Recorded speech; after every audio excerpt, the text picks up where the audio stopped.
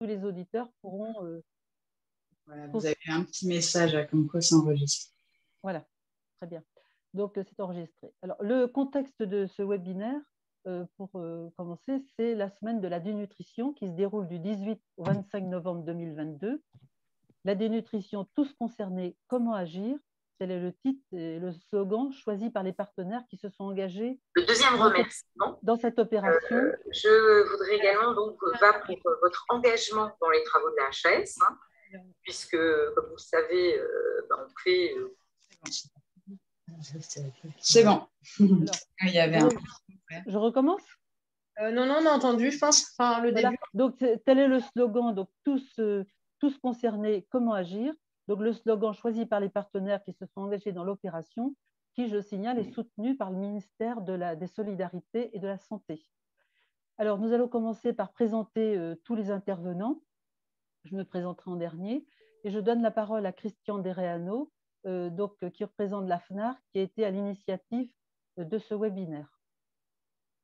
Merci Nicole. Bonjour à tous et à toutes. Donc la FNAR, qui est une fédération d'associations de retraités à laquelle je suis adhérent, donc s'est associée à ce webinaire.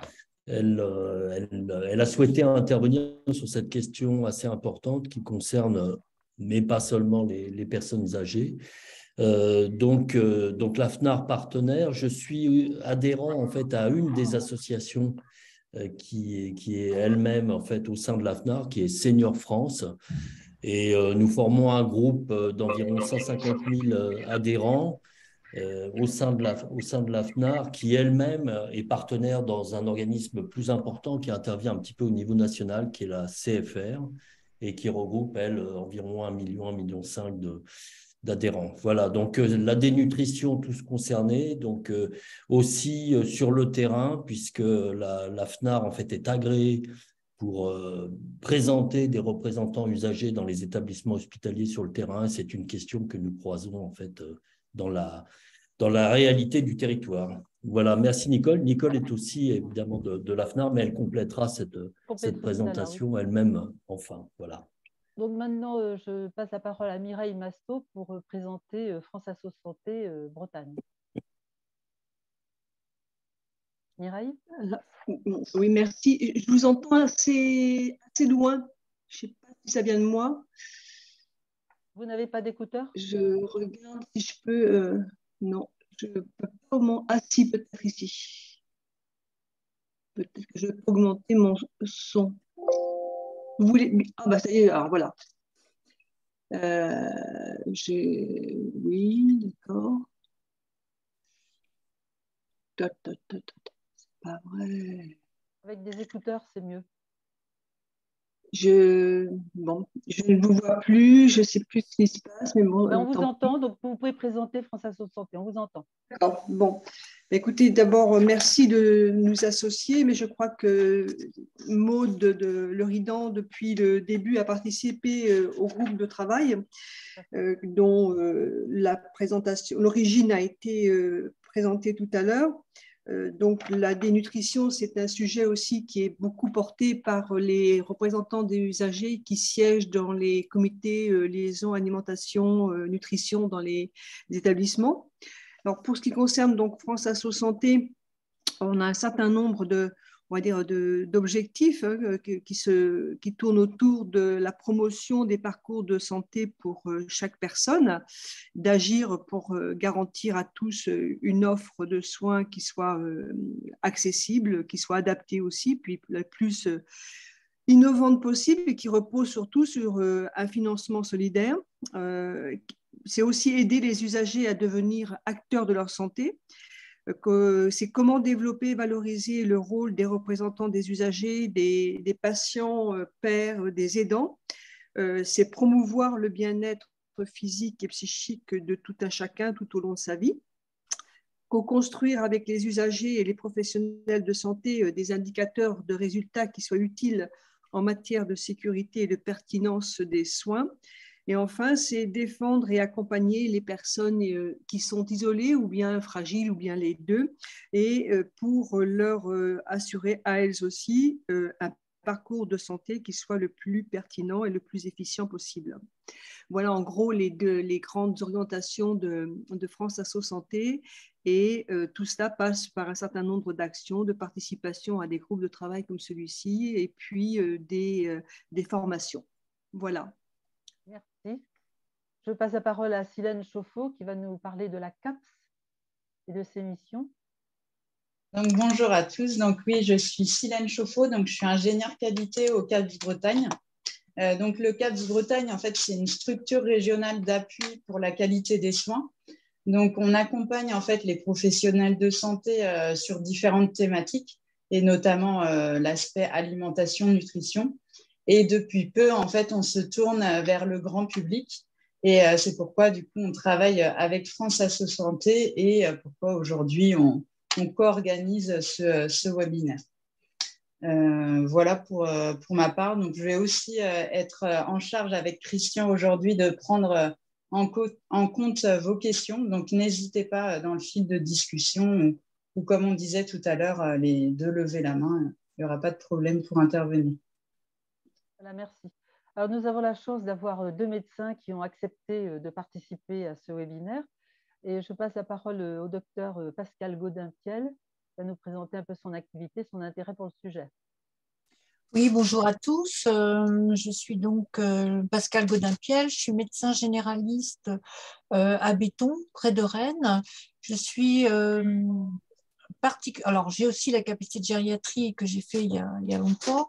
Je suis particulièrement intéressée à l'organisation des soins sur le territoire, et notamment l'organisation et le parcours de soins de la personne âgée à domicile, et très impliquée dans l'amélioration pour maintenir le plus possible la personne âgée, voire tout le temps la personne âgée à son domicile. Mais j'évoquerai aussi pendant ce webinaire la dénutrition dans d'autres parties de la population, chez les enfants et les adultes plus jeunes. Merci. Le docteur Fanny Ecomar va nous présenter son activité. Bonjour à tous. Donc du coup, je suis Fanny Ecomar-Tritschler. Je travaille en EHPAD. En fait, après ma formation initiale en médecine générale, donc je suis devenue médecin coordonnateur en EHPAD, et donc j'ai passé ma capacité de gériatrie dans ce cadre. Moi, je travaille dans le 44 sur plusieurs établissements depuis maintenant 8 ans.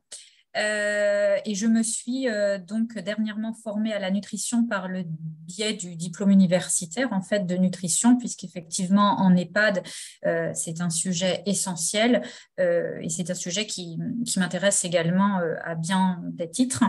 J'ai rejoint le CAPS il y a quelques mois, donc pour des actions de formation auprès des professionnels de santé sur la thématique de la dénutrition, mais ainsi que aussi pour des actions de prévention sur divers sujets du secteur médico-social. Donc actuellement, nous travaillons par exemple sur la thématique des chutes.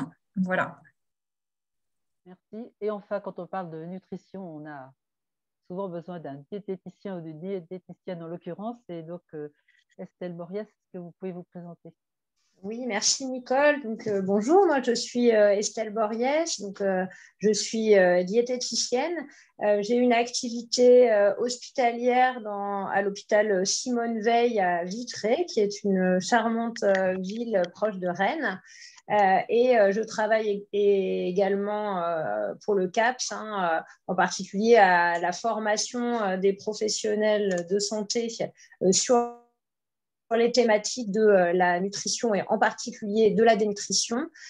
Et je suis vraiment ravie qu'on puisse organiser aujourd'hui ce webinaire avec la FNAR et France Asso Santé, parce que je suis, tout comme beaucoup d'autres professionnels, absolument convaincue que nous avancerons sur le sujet de la prise en charge de la dénutrition en ville et en établissement quand le grand public, les représentants des usagers, les aidants, les pères aidants se seront emparés de ce sujet-là et nous aideront à faire bouger les choses. Donc, même si nous sommes en petit comité pour l'instant, je suis ravie d'être là. Merci. Et donc, pour finir, je me présente, Nicole Lehir. Donc, je suis au titre de la FNAR et donc d'une association Initiative Retraite où je suis secrétaire générale adjointe et qui est donc une des adhérentes de cette FNAR, Fédération nationale des retraités.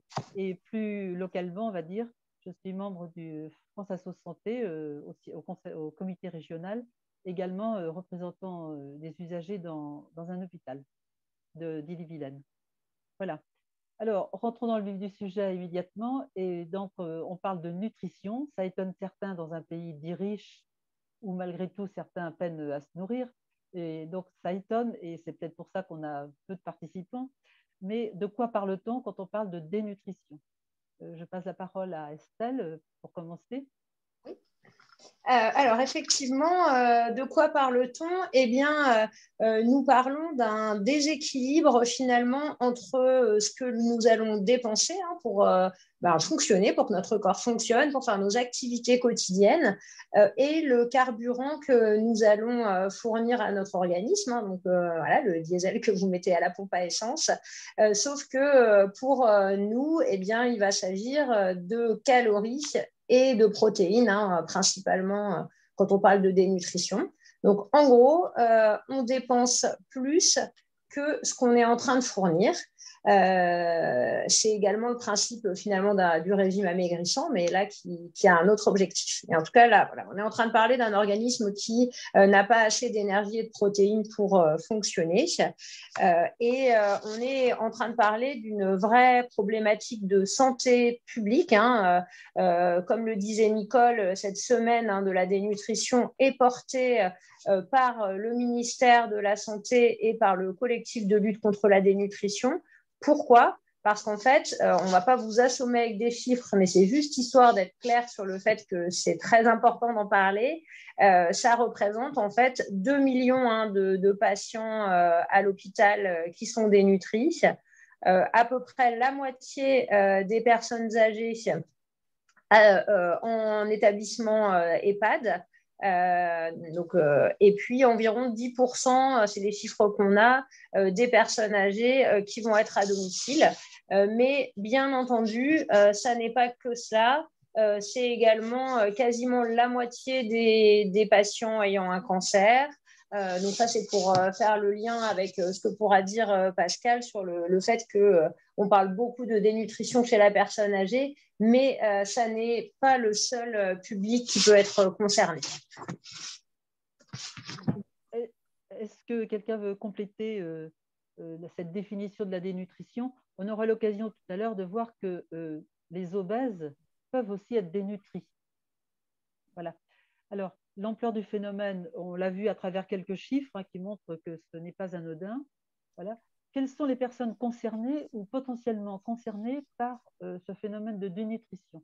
Je passe la parole au docteur Pascal Gaudin. Oui, alors, effectivement, les personnes âgées sont la cible principale de ce souci-là en médecine, mais pas que. Et on peut citer aussi les enfants. Les enfants peuvent être dénutris, les enfants qui souffrent de malnutrition ou de dénutrition pour des pathologies organiques, des cancers, des handicaps, aussi des problèmes sociaux. Hein. On voit malheureusement, même chez nous, des enfants qui sont dénutris parce qu'ils n'ont pas suffisamment à manger. Ça, c'est pour les enfants. On passe ensuite aux adolescents. Les adolescents, en plus de ces pathologies de malnutrition sociale et également cancéreuses, peuvent souffrir de pathologies psychiatriques. Hein. On pense notamment à l'anorexie mentale qui concerne surtout les jeunes filles, certains jeunes garçons, mais surtout les jeunes filles, et qui est une pathologie très compliquée à prendre en charge puisqu'il y a la partie effectivement nutrition pure à prendre en charge, mais la partie psychologique est la plus compliquée à prendre en charge en médecine générale. Ensuite, les adultes un peu plus âgés, avant de parler de personnes âgées, souffrent et effectivement peuvent toujours souffrir d'anorexie mentale. Hein. Cette pathologie ne s'arrête pas malheureusement à la fin de l'adolescence, mais on rencontre dans cette population-là beaucoup plus de pathologies cancéreuses, des problèmes aussi d'alcoolisme chronique, des pathologies infectieuses, des pathologies inflammatoires, avoir des problèmes de maladie, de malnutrition qui entraînent un amaigrissement et des critères nous faisant poser le diagnostic de dénutrition. Chez les personnes âgées, je peux peut-être évoquer les personnes âgées à domicile, où je laisse à ma collègue le soin de le faire. À domicile, globalement, on va retrouver les pathologies cancéreuses et on va retrouver toutes les pathologies liées à l'âge, comme les troubles neurocognitifs, comme les isolements, comme les pathologies infectieuses aiguës, chroniques, les médicaments, la polymédication, et puis aussi des causes socio-environnementales qui sont peut-être plus prégnantes chez les personnes âgées, comme l'isolement social, les deuils, les difficultés financières, les changements d'habitude. Et je passe finalement peut-être la main à Fanny pour parler des problèmes en institution et plus globalement de la personne âgée. Voilà. Merci Pascal. Je pense qu'il faut déjà tout d'abord comprendre en fait pourquoi la personne âgée est une population à risque. Donc en fait, il faut savoir que le vieillissement normal, le fait de vieillir, va entraîner tout un tas de modifications. Et ces modifications, elles vont avoir un impact sur la prise des repas. Donc, je vais citer juste 2-3 éléments pour comprendre de quoi on parle. Effectivement, au niveau sensoriel, avec l'âge, il va y avoir des modifications au niveau du goût. Au niveau de l'odorat, on va moins bien sentir, donc on se met un peu moins en condition parce que c'est quelque chose qui est très important dans la prise des repas. Le goût va être altéré, ça veut dire quoi? Qu'il va falloir du beaucoup plus salé, du beaucoup plus sucré pour sentir les choses. Au niveau bucco-dentaire, il y a toutes les notions d'hygiène, mais pas que. Il y a tout ce qui va être les troubles masticatoires. Il va se passer pas mal de modifications au niveau des intestins, sur la façon de digérer, de l'estomac, du métabolisme. Et du coup, on comprend rapidement que toutes ces modifications qui sont en lien, là, on a parlé uniquement du vieillissement normal. On n'a pas parlé encore des pathologies. Ça va entraîner, ça peut entraîner une perte de l'envie de manger, peut-être par lassitude, par monotonie, parce que si on sent moins bien au niveau de l'odeur, au niveau du goût, si on a des difficultés masticatoires, si c'est plus compliqué à digérer dès qu'on fait un repas un petit peu festif, si on a des troubles du transit, ça peut entraîner. Après, une fois cela étant dit, ce n'est pas suffisant parce que, fort heureusement, toutes les personnes âgées ne sont pas dénutries, et heureusement. Donc, là, on a compris que la personne âgée, c'est une population à risque, mais maintenant, effectivement, comme ma collègue a commencé à en parler, il faut rechercher, être vraiment vigilant sur toutes les situations à risque. Alors, je vais éviter de faire trop catalogue parce que il y en a énormément en fait, il y a plein de façons de les représenter, mais effectivement, comme disait ma collègue, on va regarder vraiment tout l'environnement de la personne. Est-ce qu'elle est isolée ? Est-ce qu'elle vit un deuil? Ce sont des moments très critiques. Est-ce qu'il y a des difficultés financières? C'est tout bête, mais pour pouvoir faire des courses, c'est déjà le b.a.-ba. Est-ce qu'il va y avoir des changements des habitudes de vie? Donc, effectivement, là, l'entrée en institution, c'est vraiment, pour la plupart des personnes âgées, un événement quand même extrêmement bouleversant qui nécessite vraiment un temps d'adaptation. Donc, c'est vraiment des moments très importants donc, où toutes les équipes doivent être en alerte et les proches et les aidants vont aussi nous donner des éléments. Tout ce qui va être effectivement les affections, que ce soit la survenue de maladies aiguës, une pneumonie, on se casse une fracture du col du fémur, du coup il y a intervention chirurgicale, il peut y avoir hospitalisation ou l'évolution en fait d'une pathologie chronique. Ça peut être un diabète, ça peut être un cancer, un petit peu tout. On va également effectivement regarder tout ce qui est traitement médicamenteux. Donc, je pense que vous, famille aidants, qui êtes peut-être à la recherche de choses que vous pouvez faire, je pense que quand c'est possible, venir en rendez-vous chez le médecin traitant avec votre proche, votre parent, c'est très important parce que il faut toujours avoir en tête c'est important, je pense, de comprendre déjà pourquoi on prend un médicament et toujours reposer la question, est-ce que vraiment, avec l'avancée en âge, qu'est-ce qui traite? Est-ce que c'est vraiment important et nécessaire de le laisser? Si c'est le cas, évidemment, on le laisse. Mais voilà, c'est important de toujours avoir cette discussion avec le médecin parce qu'un certain nombre de médicaments, effectivement, vont être à risque d'altérer le goût ou en tout cas d'entraîner directement ou indirectement de la dénutrition. Tout ce qui est bucco-dentaire, j'en ai un petit peu parlé, donc ça, gros point de vigilance, pareil pour vos proches, ayez le réflexe de la consultation dentaire au niveau des dents, est-ce qu'il y a des choses à enlever, est-ce qu'il y a un risque d'infection, est-ce qu'il y a besoin d'un appareillage, est-ce que ça va être possible d'appareiller, est-ce qu'il va toujours être adapté, il faut réévaluer, est-ce qu'il y a des douleurs ou pas. Vigilance aussi sur les régimes restrictifs, parce que ça, c'est des choses qu'on voit et qu'on verra de plus en plus avec les nouvelles générations. Il y a des régimes dans tous les sens, sans sel, sans sucre, sans légumes, sans ceci, sans cela. Enfin, c'est sans fin. Donc ça, clairement, on en reparlera. Mais après 70 ans, il n'y a pas d'indication de régime. C'est dangereux et ça entraîne de tels risques de dénutrition. Et quand on va voir tout à l'heure les conséquences de la dénutrition, on comprend bien qu'il faut être très vigilant sur ces points-là.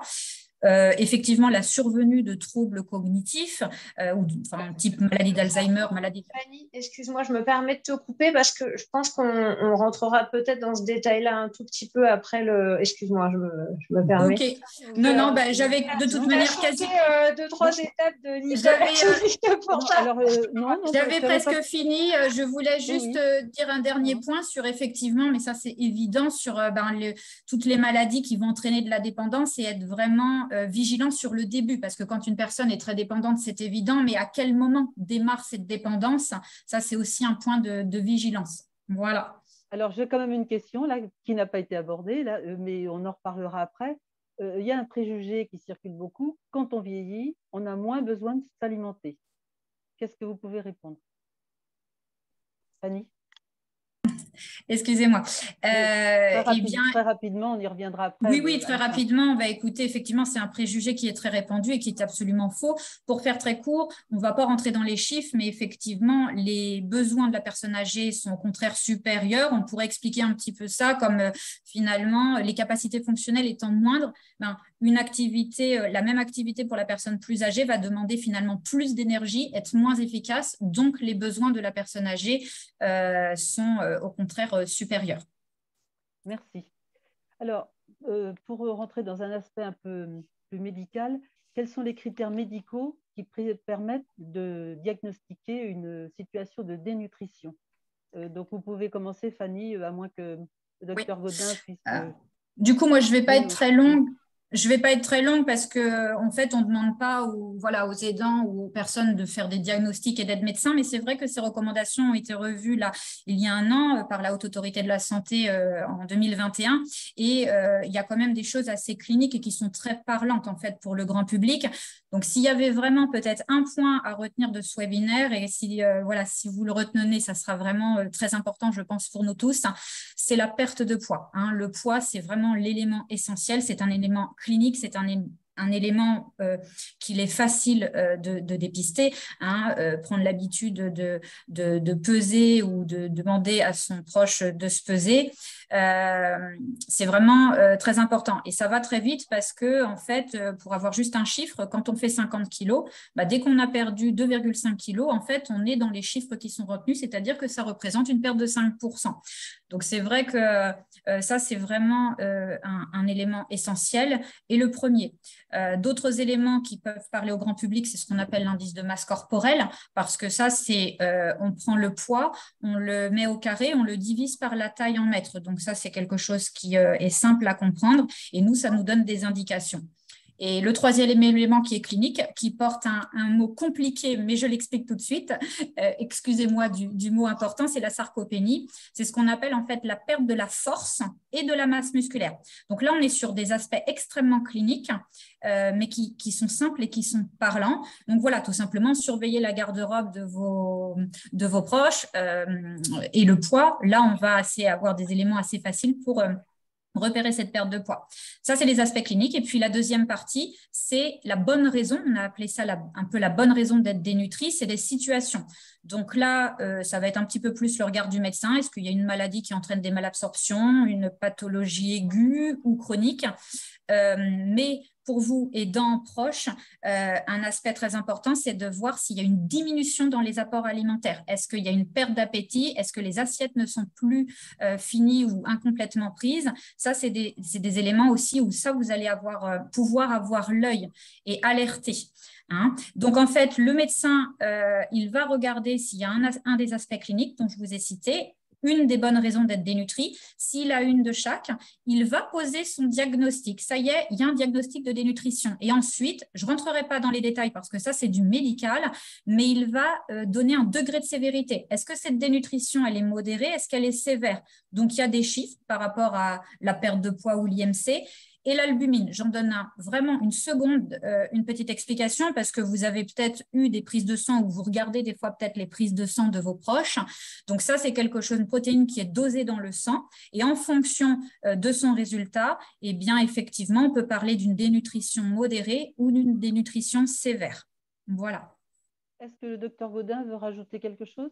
Oh bah oui, quand même, parce que là, je veux dire, je voudrais revenir sur le poids, toutes les parties effectivement techniques, Fanny vous les a données, mais il est hyper important de se peser régulièrement, ça c'est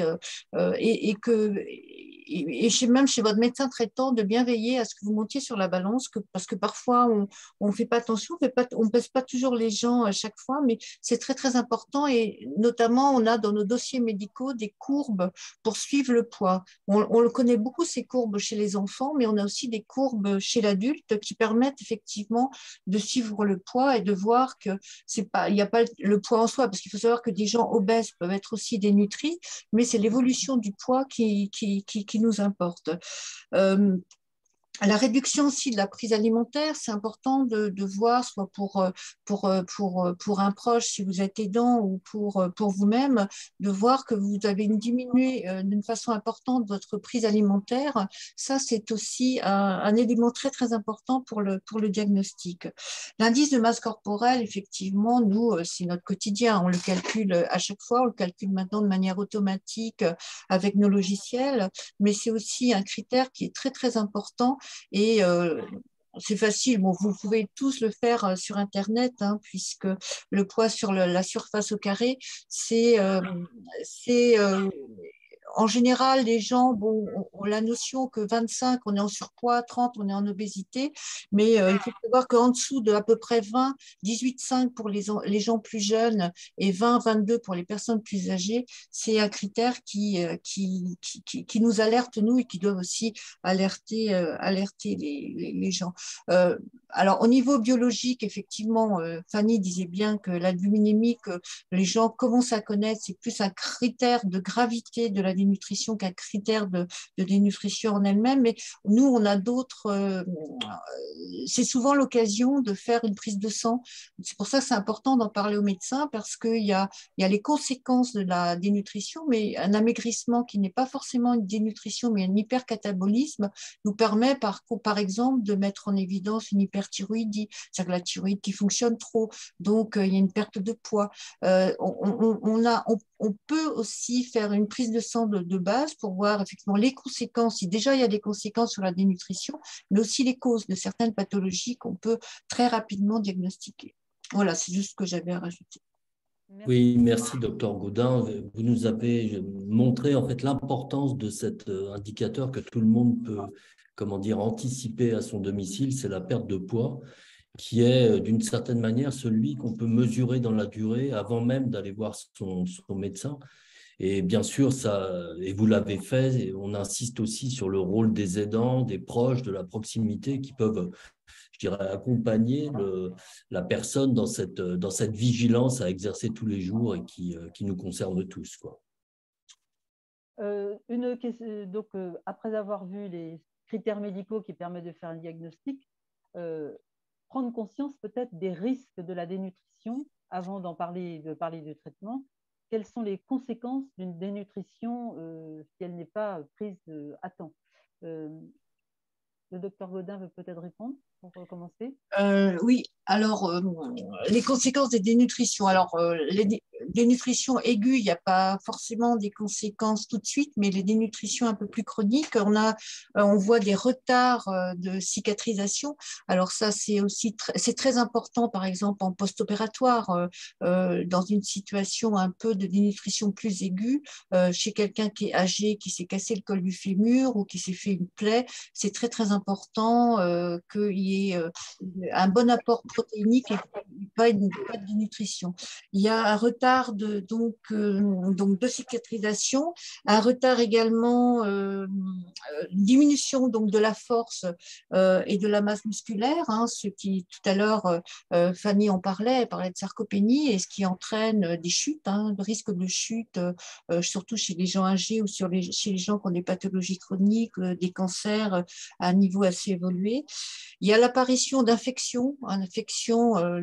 Ça joue aussi sur le système immunitaire, les défenses immunitaires. Donc, il peut y avoir des infections sévères, des infections classiques, hein, bactériennes, pulmonaires, digestives, urinaires, et aussi des infections dites nosocomiales. C'est des infections qu'on peut avoir quand on est hospitalisé à l'hôpital. Et ces infections sont vraiment majorées par la dénutrition.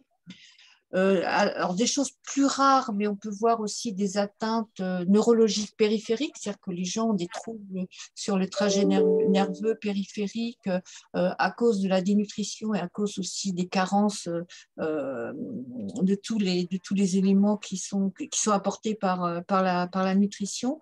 Des atteintes neurologiques centrales avec des troubles cognitifs et des troubles dépressifs. Chez les jeunes filles, on parlait tout à l'heure des anorexies chez les jeunes filles. C'est bien connu que très souvent, elles n'ont plus de règles parce qu'elles ont une atteinte endocrinienne, c'est-à-dire sur les glandes, notamment sur l'hypophyse et tout le schéma hypophyso-ovarien. Du coup, elles n'ont plus de règles. Plus de règles veut dire plus de règles parce qu'elles n'ont plus de sécrétion hormonale en estradiol, ce qui veut dire que plus tard, ultérieurement, ça peut amener aussi un terrain à l'ostéoporose. Alors, il y a des choses un peu moins fréquentes, mais il y a quelque chose dont on ne pense pas forcément, et ça, je trouve que c'est important, c'est la pharmacocinétique. Alors, c'est un mot un peu barbare, mais c'est comment les médicaments sont distribués et éliminés dans l'organisme. C'est tout à fait modifié quand il y a une dénutrition. C'est-à-dire que des gens qui ont des médicaments anticancéreux vont se retrouver avec une toxicité de ces médicaments plus importante parce que ces médicaments ont été calculés sur un poids et sur une masse graisse, sur une masse de départ. Et le fait d'avoir perdu du poids et de la masse musculaire, ça va complètement modifier le circuit des médicaments. Et ça, c'est même les médicaments, les anticoagulants, des médicaments comme ça on peut avoir un effet décuplé, mais dans tous les sens, aussi dans les effets indésirables, parce qu'il y a eu une dénutrition. Voilà globalement les conséquences, c'est surtout les conséquences sur la cicatrisation, les infections, et aussi sur les médicaments. Je trouve que c'est important de le savoir. Alors, revenons à la maison, si on peut dire. Et donc, les proches, les aidants, les amis… Pardon, mais moi, je pense que Fanny peut-être avait envie de compléter. Oui. Oui, je voulais compléter sur 2 points. Je vais essayer de faire court. Du coup, par rapport un petit peu à toutes les conséquences qui ont été décrites, en fait, on a une gériatre, Monique Ferry, qui a un peu schématisé ça sous la forme d'une spirale. Et la chose importante pour le grand public à comprendre dans cette idée de la spirale, c'est qu'en fait, il y a un moment où c'est réversible, en fait, avec une prise en charge et un plan d'action adapté, mais qu'à un moment donné, si on est trop tard dans l'intervention, on va arriver à une irréversibilité. Donc, schématiquement, par exemple, c'est vrai que si on atteint l'escar, une escar sévère, ça peut être vraiment compliqué, voire irréversible. Donc, tout l'enjeu de ce schéma, c'est de comprendre que la dénutrition, c'est quelque chose de très grave qui peut conduire au décès et que plus on est tôt, d'où vraiment l'importance capitale d'être toujours en état de vigilance, de veille et de dépister au plus tôt pour proposer un plan d'action au plus tôt, c'est cette notion de réversibilité ou irréversibilité. Et la deuxième chose que j'aurais voulu ajouter, c'est que là, on a parlé de conséquences médicales et cliniques. C'est surtout ça le sujet, mais il ne faut pas perdre de vue qu'il y a des conséquences économiques et au niveau du système de santé qui sont très graves parce que, en fait, la dénutrition, ça va vous augmenter, par exemple, une durée d'hospitalisation. Ça va vous augmenter les dépenses de santé. Ça peut faire que, comme vous restez plus longtemps à l'hôpital, à la fois vous êtes dénutri, donc vous avez un risque supplémentaire d'avoir des infections et vous restez plus longtemps, donc ça fait double risque. De là, on peut prescrire des antibiotiques, etc., etc. Donc, c'est un peu le cercle vicieux. Donc, vraiment, il y a des enjeux extrêmement importants en termes d'organisation, finalement, du système de santé, de saturation des services, de coûts. Donc, je pense que c'est très important d'avoir également ça en tête. Estelle, vous vouliez rajouter quelque chose? Alors, juste, j'ai mis la spirale, alors une que j'ai trouvée rapidement sur Internet, pour juste illustrer ce que disait Fanny. Je vais fermer mon partage. Je voulais parler, moi, du retentissement psychique aussi de la dénutrition qui est essentiel et qui est aussi un cercle vicieux parce qu'en fait, le fait d'être dénutri peut favoriser l'apparition d'états dépressifs en particulier. Et le fait d'être dépressif entraîne aussi en général une baisse des apports alimentaires et donc une dénutrition. Donc vous avez quelque chose, voilà, une cercle vicieux, c'est ce que je disais. Et puis effectivement, il ne vous a pas échappé qu'en France, l'alimentation, enfin le fait de manger ensemble, de partager un repas est quand même quelque chose de socialement fondamental. Et quand vous n'avez plus d'appétit et que vous n'arrivez plus à partager le repas avec vos proches, eh bien, vous allez vous couper d'une partie des relations. Et donc, ça, c'est très important parce que ça peut être un signal d'alerte aussi en tant que proche ou en tant qu'aidant de voir son parent ou sa personne proche commencer à refuser des invitations à déjeuner ou à dîner, alors qu'avant, il était le premier à bien aimer venir pour ce type d'occasion. Voilà, alors justement, on en arrive à l'environnement. Et alors, précisément... juste avant ça, Nicole, en fait, je voyais sur le fil une personne qui suivait le webinaire avec plutôt un objectif de parler de la situation pour les tout-petits. C'est vrai qu'on a parlé énormément. Elle est partie, la personne, Christian, elle a quitté ouais. le webinaire. Elle a quitté, donc ok. Donc, mais en fait, elle pensait que c'était sur l'alimentation, la diversification, etc., d'un point de vue général. Absolument, absolument. Mais c'était simplement aussi pour dire que même si les personnes âgées sont bien sûr en fait les premiers à être concernés, en fait, c'est une question qui intervient un peu à tous les âges et qu'effectivement, sans doute, il y a une spécificité de ce qui se passe en fait pour les tout petits. Voilà, excusez-moi de cette... Là, justement, peut-être que sur la question suivante, là, quand on regarde nos proches, comment les proches peuvent, les amis aussi, les aidants bien entendu, les assistants de vie quand il y en a, peut-être même, pourquoi pas, dans le milieu scolaire. En fait, quand on observe les gens qui nous entourent, comment est-ce qu'on peut diagnostiquer une situation à risque, voire une dénutrition qui semble évidente tout de suite. Donc là, je passe la parole à Estelle. Oui, je passerai la parole à Pascal aussi pour compléter, bien sûr. Voilà. Alors, juste pour faire le lien avec ce que disait Christian, là, je revoyais des chiffres, mais la moitié des enfants dénutris ont moins de 3 ans. Donc, effectivement, c'est fondamental dans la petite enfance. Donc, ça, c'était une parenthèse.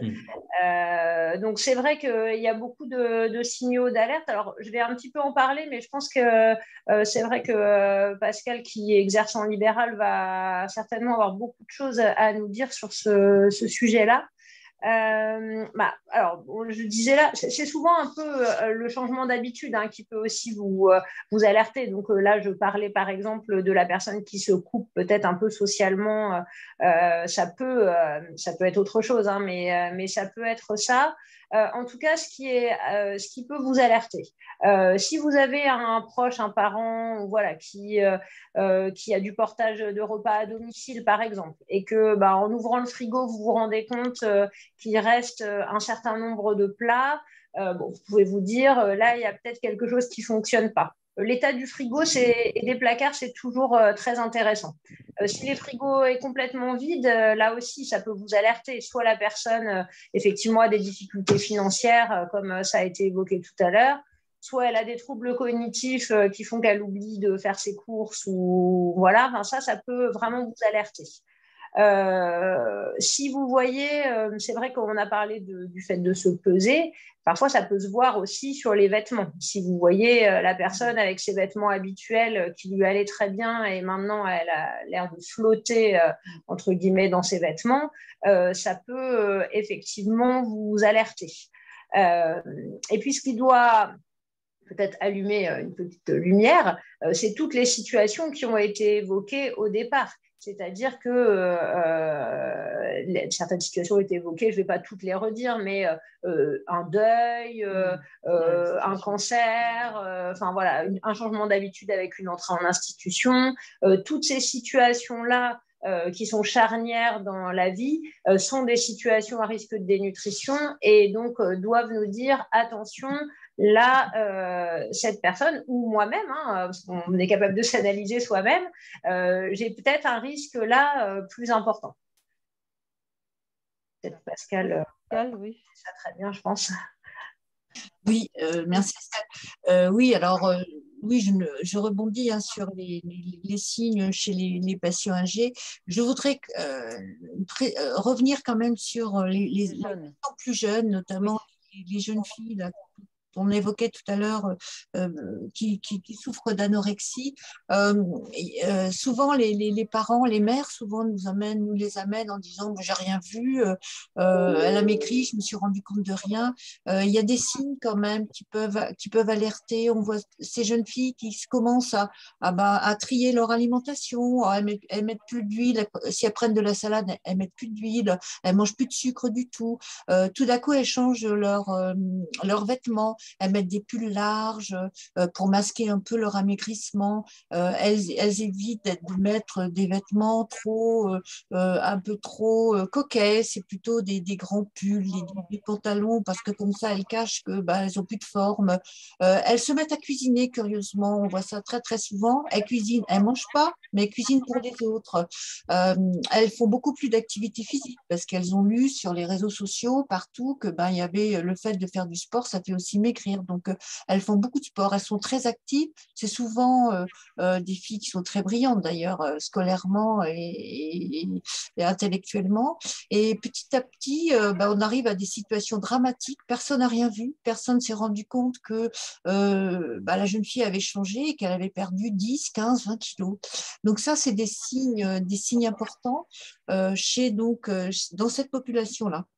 Je voudrais revenir aussi par rapport aux personnes âgées, effectivement, voir dans le frigo que le portage du repas n'est plus que les repas portés sont plus utilisés, qu'il reste plein de choses, qu'il y a plein de dates, les dates de péremption sont largement dépassées.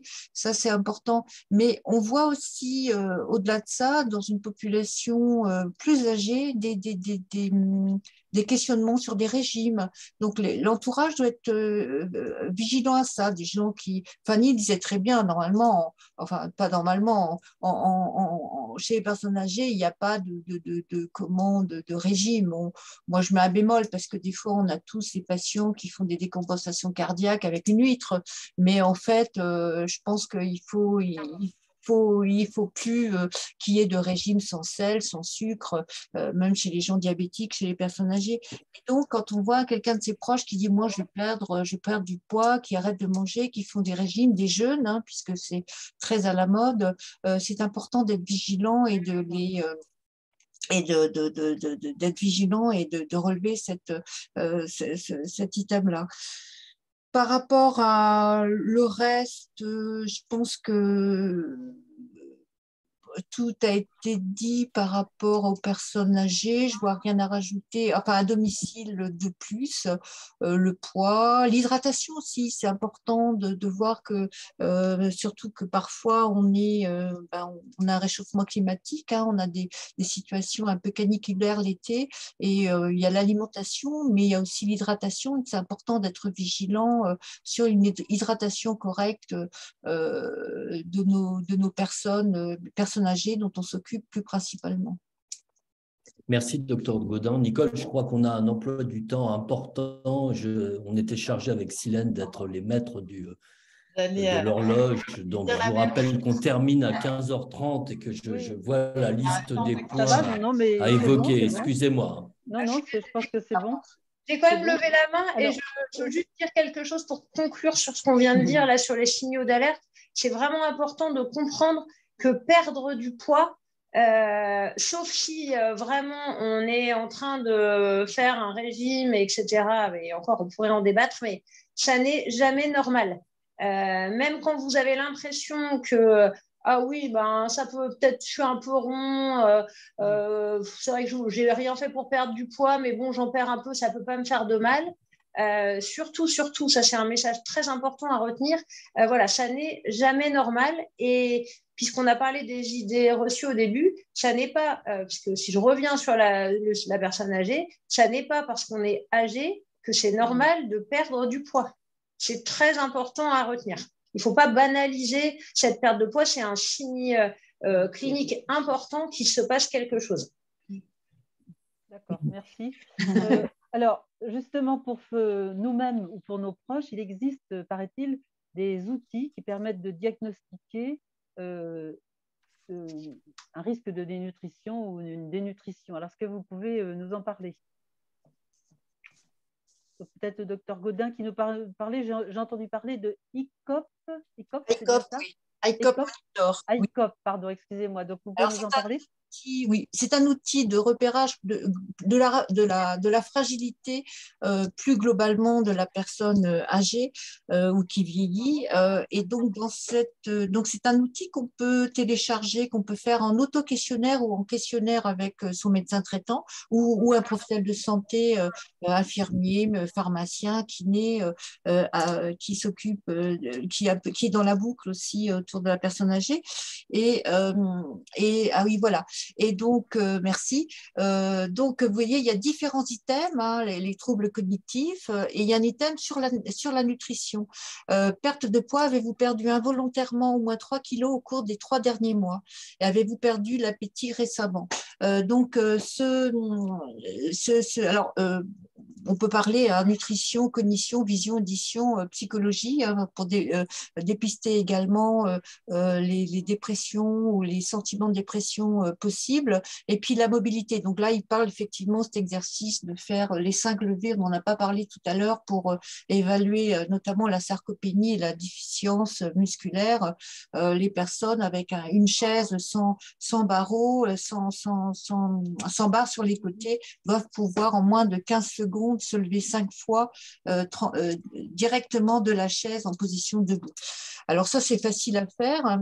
Et ce test-là permet, s'il y a une anomalie, alors là, on parle de la nutrition, donc permet, s'il y a une anomalie, de prendre contact avec son médecin traitant. Et après, il y a toute une évolution de ce processus. Alors ça a été mis en évidence par l'OMS et ça a été développé, entre autres, par le Gérontopole de Toulouse pour dépister ces pertes de poids. Hein. Estelle parlait du poids, mais ça évoque la perte de poids. Donc, c'était ça. Je voulais parler quand même de cet outil-là. Vous serez peut-être amené à en entendre parler d'une manière plus globale, parce que je pense que c'est un outil qui va se généraliser en médecine générale et dans les équipes de soins primaires. Merci. Et je crois qu'Estelle connaît un autre outil également. Alors, j'ai même 2 choses, parce qu'il y a aussi quelque chose dont on n'a pas parlé sur l'évaluation de l'alimentation. Alors, ah oui, non, c'est la caméra. Ça peut être très pratique. Tiens, vas-y. Juste, il y a une réglette qui existe pour évaluer les apports alimentaires. On ne voit pas très bien, c'est pas terrible. Silène est en train de me gérer les problèmes techniques. Donc, il y a une réglette qui existe pour s'auto-évaluer en termes d'apport alimentaire. Donc, c'est une réglette qui s'appelle SEFI, S-E-F-I. Et en fait, vous positionnez, voilà, Silène fait bouger le petit truc là. Par contre, on a des téléboutiques à ça. Et en fait, on se positionne entre je n'ai rien mangé du tout et j'ai mangé comme d'habitude. Donc, c'est un auto-diagnostic, entre guillemets, qu'on peut faire de ses apports alimentaires, donc soi-même ou pour son proche. Et en fait, l'autre L'autre élément, c'est un questionnaire qui s'appelle PARAD. Alors, je suis désolée, c'est une visibilité. PARAD sans E. Mon écran, Mais la qualité n'est pas géniale en termes de qualité d'image. On voit quand même. En fait, c'est un tout petit dépliant. Donc là, c'est uniquement alimentaire, hein, contrairement à ECOP qui est plus global. Donc l'idée, c'est toujours pareil, la perte de poids, la perte d'appétit, combien je prends de repas et on voit un peu les difficultés qui peuvent exister aussi au niveau alimentation. Donc soit j'ai des problèmes pour avaler, en fait, ce qu'on appelle les fausses routes, donc je tousse. J'ai des problèmes dentaires, donc je mange plutôt des aliments mous et où j'ai quelques difficultés à mâcher des aliments durs et j'ai aucun souci. Et en fait, à la fin de ce petit test que vous avez fait, vous allez avoir une majorité d'un des petits dessins. Et si jamais vous êtes plutôt sur du rond rose ou du carré vert, on va plutôt vous inviter quand même à vous retourner vers votre médecin traitant qui, on le rappelle, est quand même le chef d'orchestre de la prise en charge pour l'alerter justement sur ce que vous avez mis en évidence avec ce questionnaire. Ce qui, à mon sens, est très important, c'est de se dire que, alors on va en rediscuter après, et évidemment, tous les professionnels de santé sont essentiels pour vous accompagner, mais en tant que personne et en tant que proche, on a aussi une certaine autonomie pour s'alerter soi-même, faire un premier dépistage avant d'aller alerter son professionnel de santé. Merci. Et je rajouterais juste un tout petit élément parce que justement, j'avais regardé un petit peu, j'avais fait des recherches et il existe en fait, on le trouve très facilement sur Internet, un auto-questionnaire qui s'appelle l'auto-questionnaire de Broker. Et c'est un questionnaire en 10 questions très simples qui peut aussi rendre service. La première question, vous sentez-vous capable de faire vos courses, de faire de la cuisine, de vous mettre à table? Mangez-vous tous les jours? Avez-vous maigri? Avez-vous une maladie ou un handicap? Donc, en fait, en 10 questions, très simplement, vous le trouvez sur Internet. Voilà, ça peut aussi être un outil simple d'utilisation. Merci. Alors, puisque vous avez la parole, vous allez continuer pour nous expliquer le cas des personnes âgées. On a vu tout à l'heure que 50% des personnes âgées vivant en EHPAD étaient plus ou moins atteintes de dénutrition ou étaient à risque, tout au moins. Comment ce risque est géré dans les EHPAD ? Alors, je dirais en EHPAD, déjà pour commencer, la gestion du risque de dénutrition est vraiment l'affaire de tous. C'est vraiment important de savoir ça. Et puis, pour reprendre le terme d'Estelle, le médecin co va être un peu le chef d'orchestre de l'organisation de tout ça. Donc, je dirais que je vois les choses un peu en deux temps, c'est-à-dire qu'il va y avoir une sorte de veille permanente avec la prise mensuelle du poids à minima et puis la surveillance et vigilance de l'ensemble des professionnels, donc notamment concernant l'appétit, les prises alimentaires au repas, et puis chacun en fonction un petit peu de sa fonction. L'un va prendre le poids, l'autre l'IMC, l'indice de masse corporelle. Voilà, ça va permettre de dépister est-ce qu'il y a une perte de poids, est-ce qu'il y a une perte d'appétit, voilà, est-ce que quelque chose semble alerter et donc engager une démarche diagnostique. Et donc, c'est le deuxième temps. Là, du coup, on est dans la démarche diagnostique. Donc, avec les critères à la fois cliniques et la bonne raison d'être dénutri. Et donc, en croisant ça, si le diagnostic est posé, on va mettre en place un plan d'action personnalisé. Donc ça, c'est vraiment très important parce que ça ne sera pas le même objectif pour tout le monde. Il y en a, ça va être d'arrêter de perdre du poids. Il y en a d'autres, ça va être d'en reprendre. Il y en a d'autres, ça va être d'être complémentaire sur la cicatrisation d'une plaie. Enfin voilà, ça va être vraiment personnalisé et surtout régulièrement réévaluer. Parce que fort heureusement, ce qu'on met en place, ça peut fonctionner. Donc, on peut sortir de cette situation de dénutrition. Le médecin co, il va faire intervenir en fait l'ensemble des intervenants libéraux sur l'établissement pour que ça soit vraiment un travail multidisciplinaire pour la meilleure prise en charge possible de la nutrition. Ça passe par un travail avec les médecins traitants, réévaluer, comme on le disait tout à l'heure, les ordonnances. Est-ce que tous les médicaments, parce que prendre déjà 10 médicaments avec un verre d'eau, ça vous coupe la faim? Est-ce que tout est nécessaire?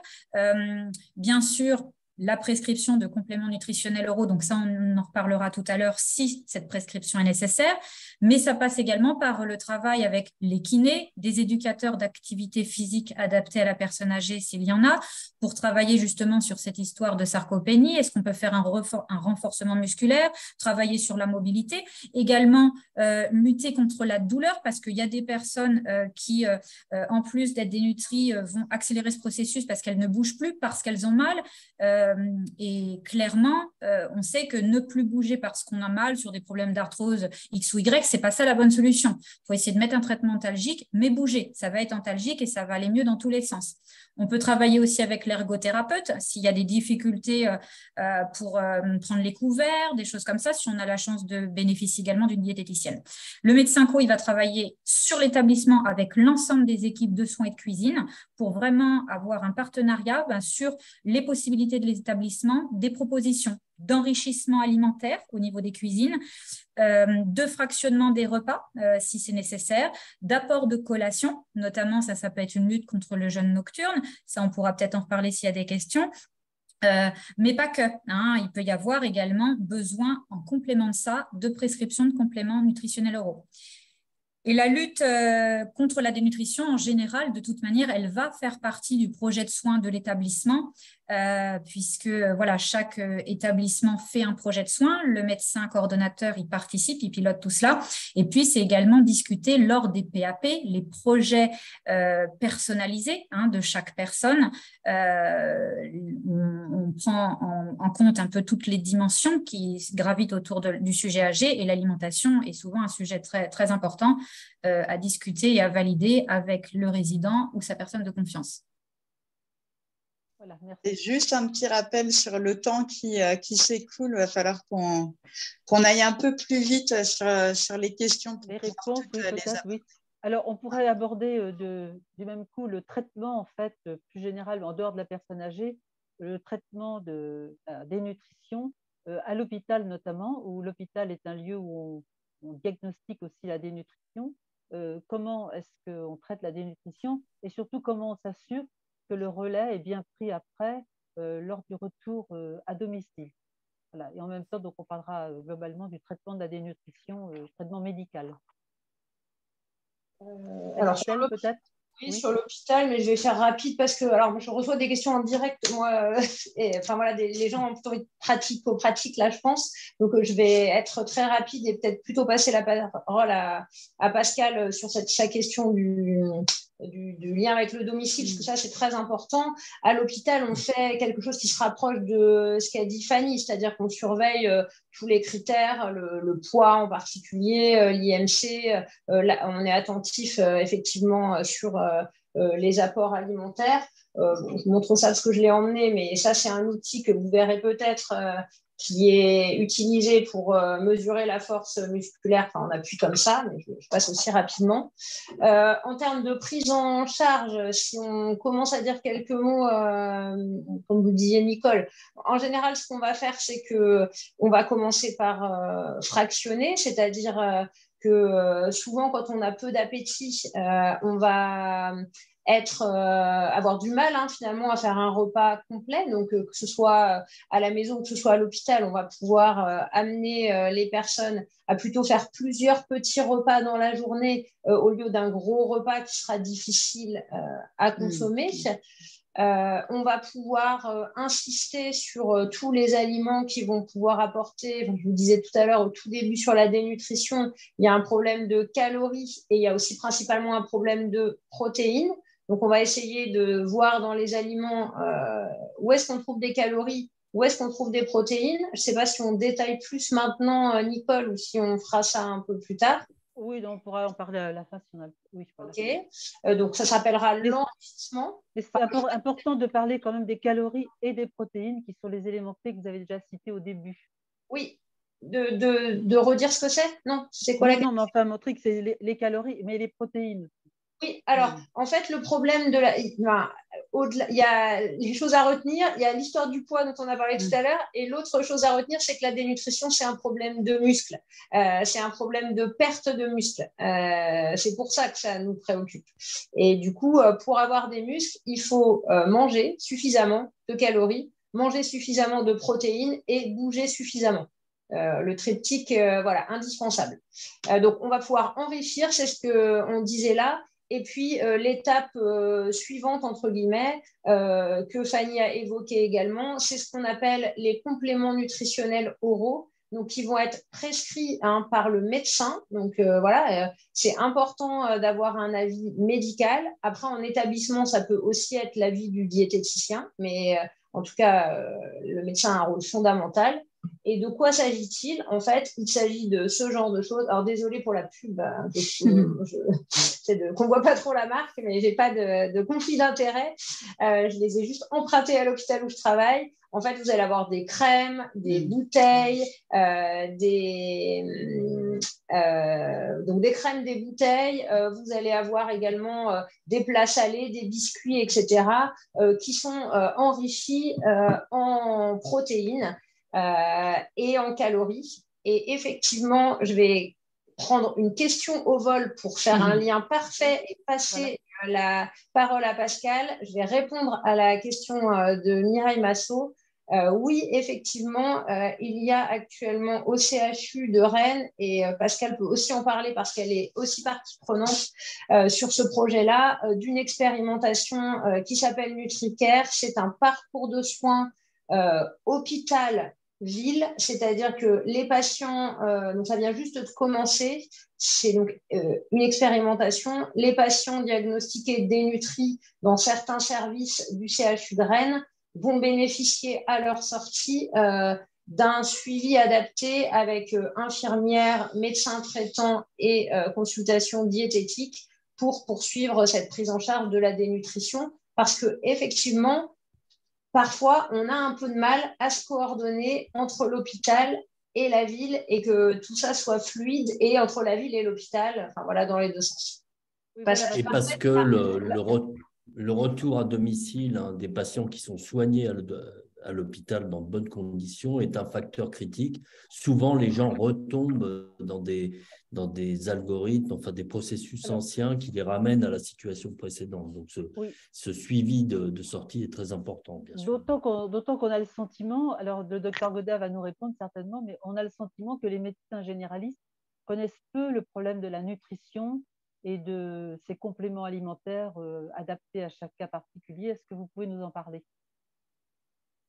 Oui, alors moi je ne pense pas que les médecins généralistes ne connaissent pas les problèmes de nutrition ou les problèmes surtout les compléments alimentaires. Je crois que parfois ils en prescrivent peut-être même trop parce qu'ils n'ont pas forcément le temps ni la connaissance pour le coup de bien indiquer, de bien conseiller l'enrichissement de l'alimentation de base.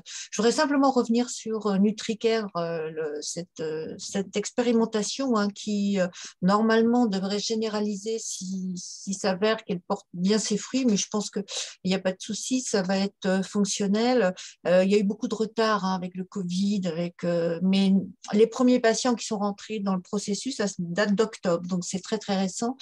Donc c'est des patients qui sont dépistés, dénutris dans 2 services à Pontchaillou. C'est uniquement sur l'hôpital de Rennes, Pontchaillou, soit en gériatrie aiguë, soit en service de médecine interne. C'est des patients qui ont plus de 70 ans et qui ne relèvent pas de pathologies qui les excluent, comme des cancers très évolutifs ou comme des maladies neurodégénératives. Enfin bon, c'est à partir du moment où ils sont entrés dans le critère de sélection de ce protocole-là.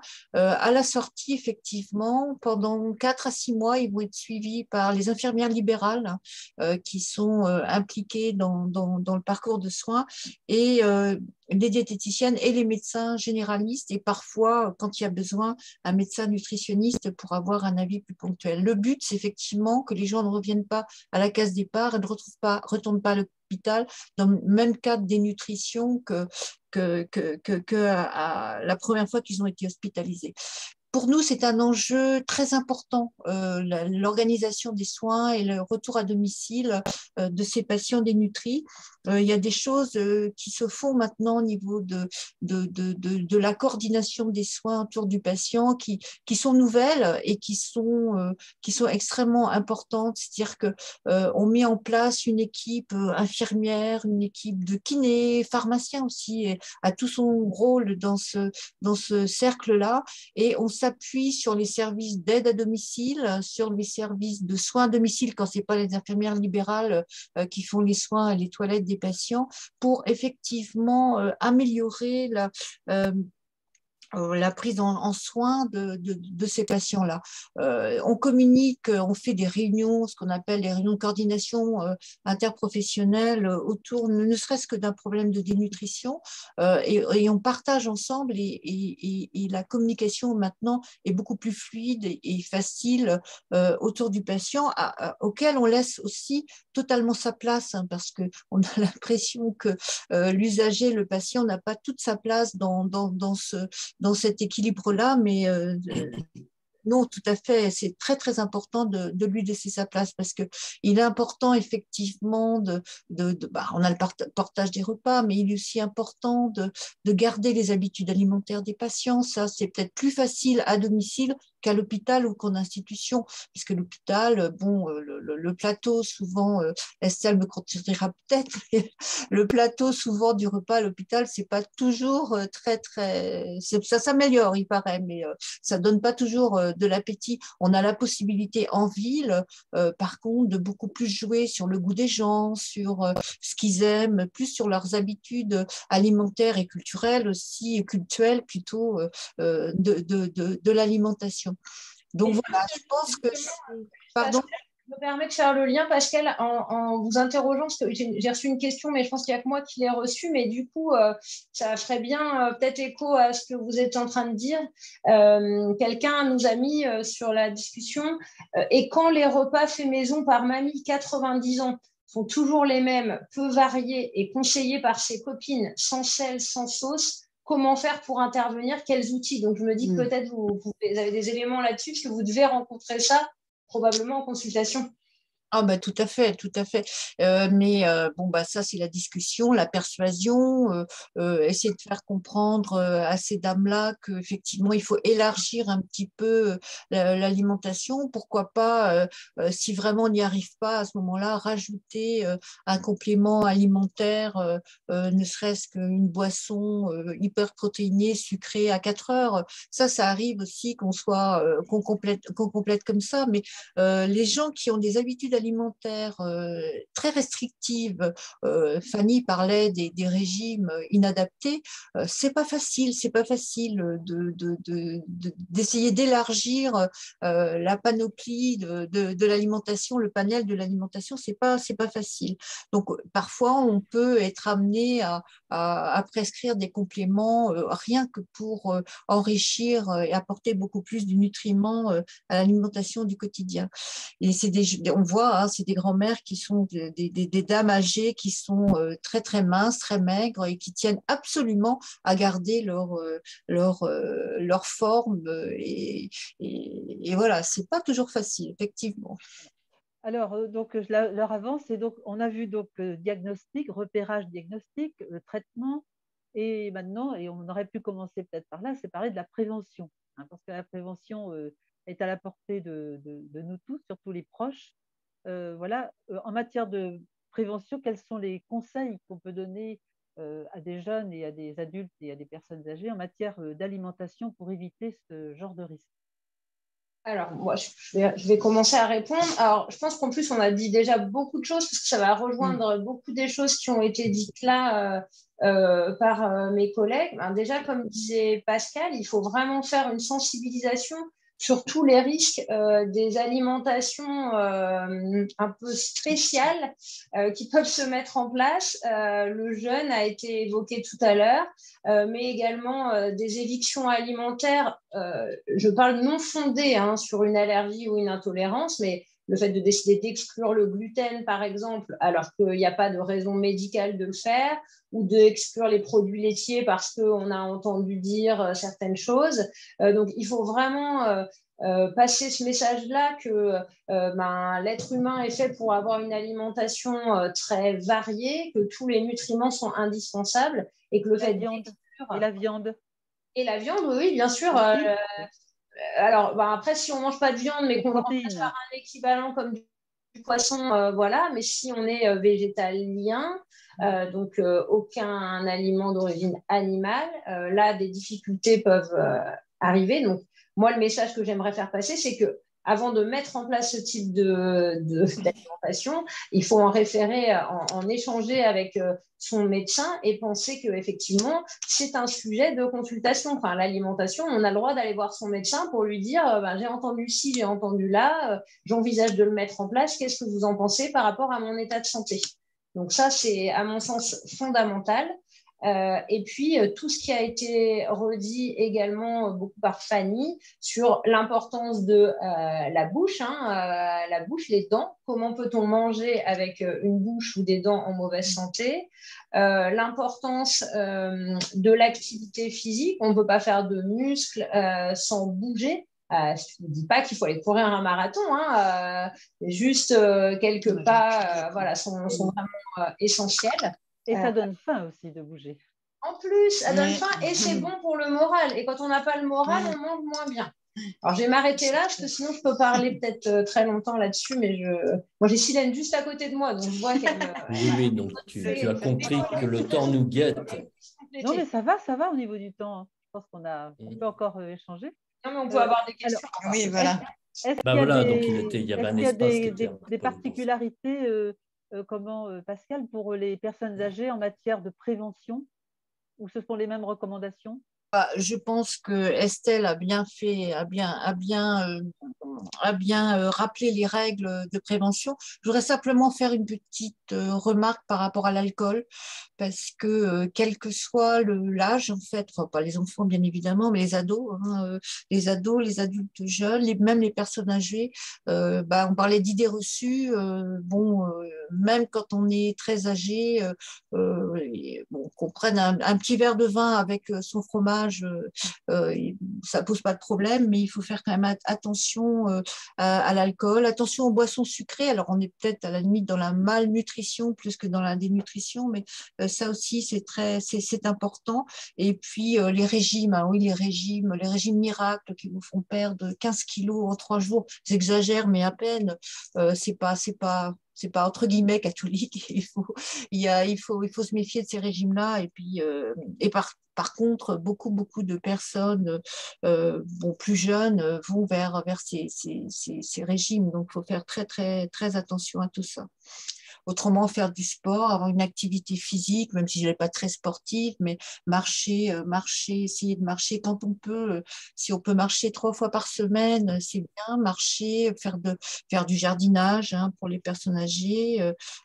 Et puis alors, sortir, aller au club, voir les amis, les copains, jouer aux cartes, faire plein de choses, aller au cinéma, avoir une vie équilibrée,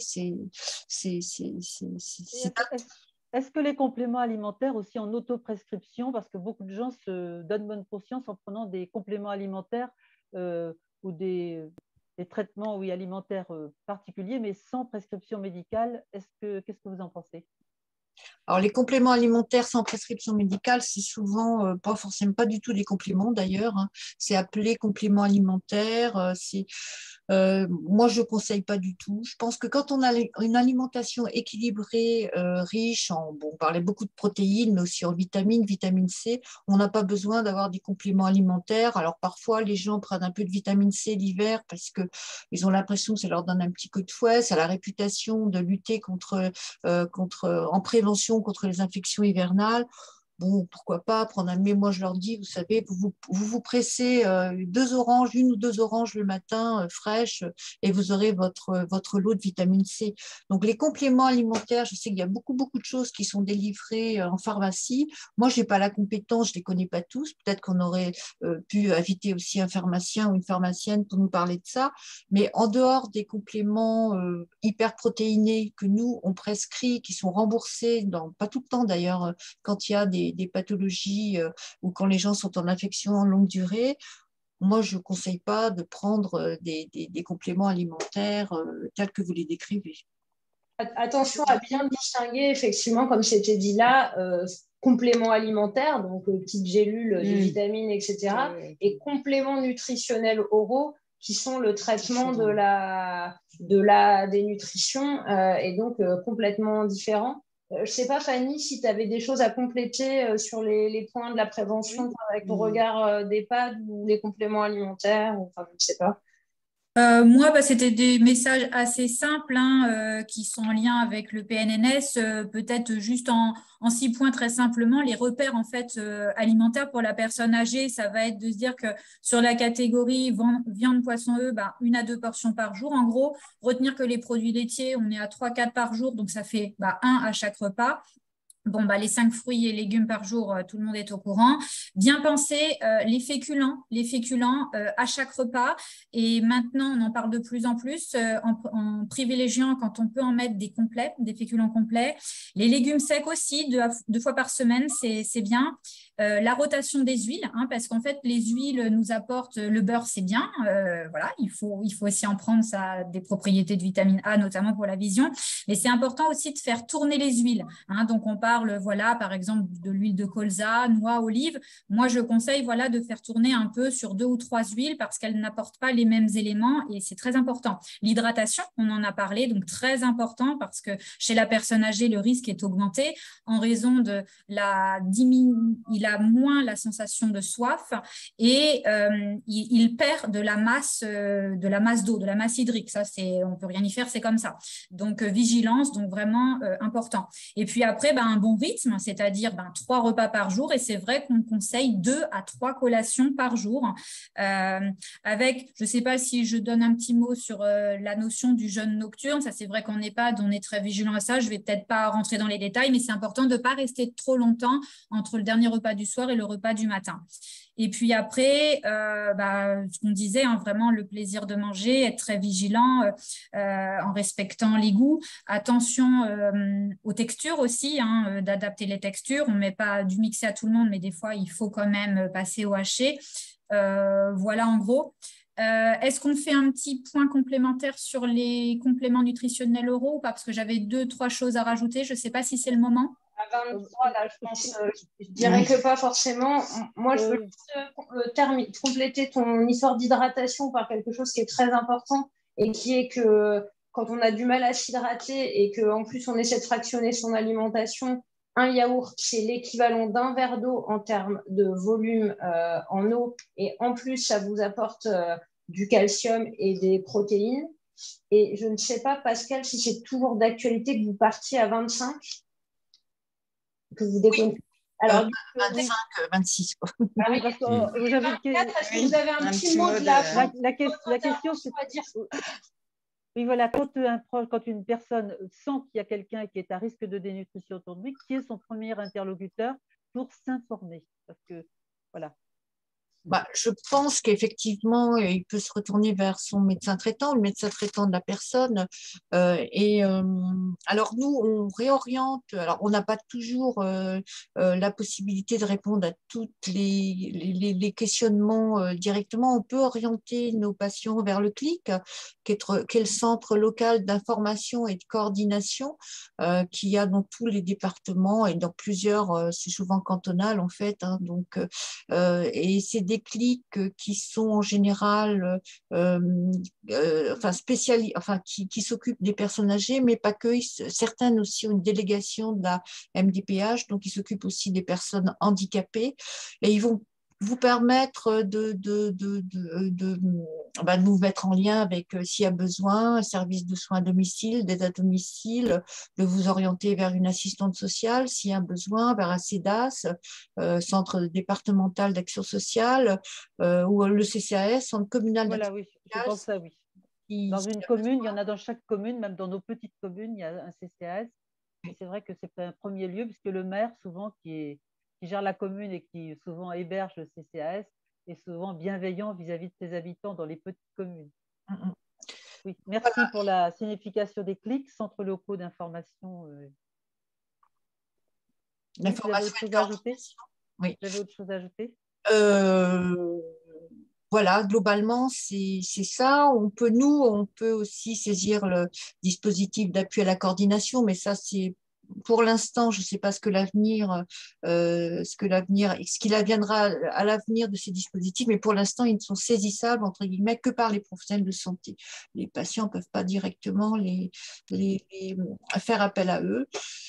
Voilà, mais le médecin traitant, mais l'infirmière, le pharmacien aussi. Maintenant, on travaille beaucoup en exercice coordonné, en pôle de santé, et on communique beaucoup plus qu'avant avec les pharmaciens. Le pharmacien, il nous ramène des situations et avec l'accord du patient et de l'usager, bien sûr, des situations par rapport à ça. Donc, toute entrée dans le système de soins, je dirais, de premier niveau de soins primaires, est une bonne chose. On travaille tous ensemble. Voilà. Et merci je vais beaucoup. devoir vous quitter parce que j'ai une autre réunion comme ça en direct. J'ai une réunion à 15h30 avec l'ARS. Donc je suis désolée. Merci beaucoup. Merci. Alors, est-ce qu'il y a des questions de la part de Christian ou d'Estelle qui avaient recueilli des questions? En avez-vous à poser pour terminer? Non, écoutez, le fil donc a été attentif à vos présentations. À titre personnel, je voulais juste souligner un point concernant les personnes isolées, puisqu'on a parlé de ces dispositifs locaux, les CCAS, les CLIC, et en particulier les CCAS, dont la vigilance auprès des personnes isolées peut compléter l'action des proches. La dénutrition, c'est aussi un problème de solidarité. Dans certains cas, vous pouvez être amené à intervenir auprès de personnes isolées qui sont dans votre environnement, et c'est une situation aussi assez prégnante dans ce dialogue. Je rajouterais juste, vous avez la chance en fait à Rennes d'avoir, je ne sais pas si c'est connu, la maison des aînés et des aidants. Donc je la cite parce que c'est vrai que j'ai échangé avec des personnes et c'est vrai que ça peut être également une ressource. Merci beaucoup. Merci beaucoup parce que là, je ne connaissais pas en fait. Donc si on conclut, on s'aperçoit que on a appris là, dans ce rapide webinaire à repérer et à être attentif à nos proches. On a vu qu'il y a des traitements, que les personnes sont prises en charge autant à l'hôpital que chez le médecin généraliste qu'en EHPAD. Il y a donc des traitements et que la prévention, bien sûr, c'est la meilleure démarche que l'on puisse faire pour éviter ce genre de situation et de ce qui est vraiment une pathologie aujourd'hui. Je voudrais remercier nos intervenants. Est-ce qu'on a le droit à un oui, mot de la fin? bien sûr. Oui, je vais vous le donner tout de suite. Mais je remercie nos experts d'une part. Et je vous laisse la parole justement pour conclure à votre façon. Donc, Estelle, je vous passe la parole. Merci. Pardon. J'ai eu peur de ne pas pouvoir dire. Ah oui, c'est très frustrant. Non, je voudrais remercier aussi tout le monde pour nous avoir aidés, tous les intervenants et qui en off et en in, nous avoir aidés à faire ce webinaire, et on va du coup le diffuser. C'était aussi l'idée en fait que cette vidéo soit accessible.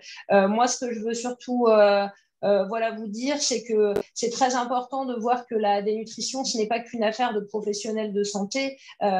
Comme dans toutes les pathologies, en tant que patient ou en tant qu'aidant, en tant qu'usager du système de santé, on est acteur et on peut s'alerter, parce que là, c'est vraiment très simple, puisque la notion numéro 1, c'est la perte de poids, et ça, c'est à notre portée finalement de pouvoir surveiller nous-mêmes notre poids et de pouvoir aussi interpeller notre médecin traitant sur une éventuelle perte de poids. Ça, c'est la première chose. La deuxième chose, c'est de garder en tête qu'une perte de poids, sauf vraiment si on a fait le nécessaire pour, n'est jamais normale.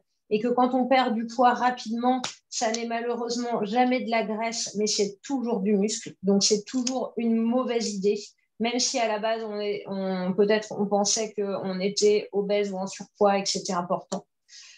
Et la troisième chose, c'est que l'alimentation, on a besoin de tout en fait pour que notre organisme fonctionne correctement et que tout changement chez vous, chez un de vos proches, dégoût envers une famille d'aliments, modification des habitudes alimentaires, doit vous alerter et vous faire vous poser des questions. Ça aussi, c'est quelque chose de simple, entre guillemets, à constater.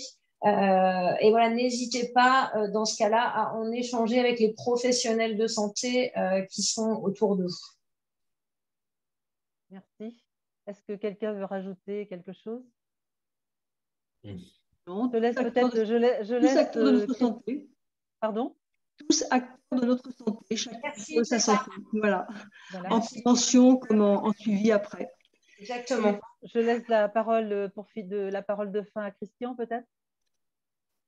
Je crois que l'exposé a été riche et diversifié, donc beaucoup de points de vue ont été mis en évidence. Je ne sais pas, c'est une chose qui a été évoquée et qui me semble un des enjeux actuels au territoire, c'est le lien entre la médecine hospitalière et la médecine de ville.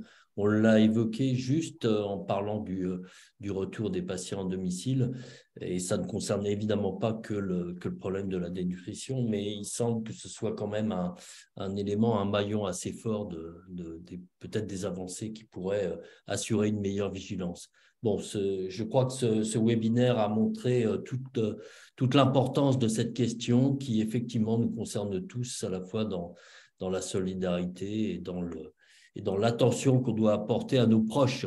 Merci Nicole, merci à tous et toutes de cette présentation. Merci. Au revoir. Bonne collation Mireille. Merci.